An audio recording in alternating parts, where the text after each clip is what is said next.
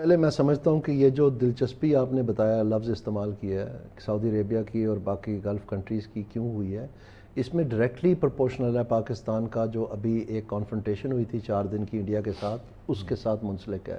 کیونکہ اس سے پہلے ایک دنیا میں پرچار تھا انڈیا کا کہ جی پتہ نہیں اتنی بڑی ڈیموکریسی اور کہاں سے کہاں چلے گی، اور یہ تو بس اب چاند سے ادھر رکیں گے ہی نہیں، اور یہ تو کمال ہوگی، اور یہ چین کا مقابلہ فلانا۔ ظاہری بات ہے وہ ساروں کے اوپر ایک ریڈینس جاتی تھی۔ یہ جو ان کی اصلیت سامنے آئی ہے کہ پاکستان نے ان کے اسکول بوائے کی طرح کان پکڑوائے ہیں اور بٹھا کے ان کو سزا دی ہے، وہ تو لوگوں کی آنکھیں کھل گئیں۔ انہوں نے کہا کہ اصل تو یہ ہے،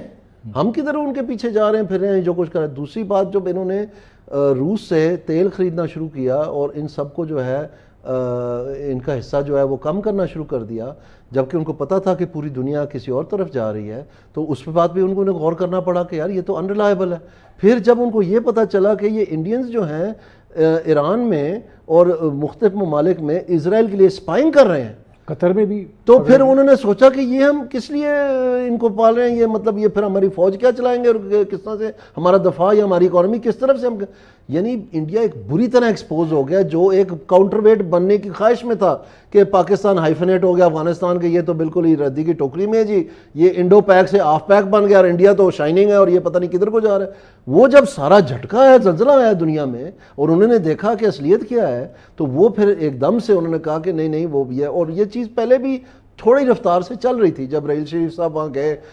ایک اسلامک فوج کا سربراہ بننے کے لیے، اور اس سے پہلے بھی پاکستان کی بڑی لمبی تاریخ ہے، ہمارے دستے وہاں پر ہیں، نیوی کے، ایئر فورس کے، آرمی کے، آرمڈ کور کے، سب ہے، 60 سے لے کر اس سے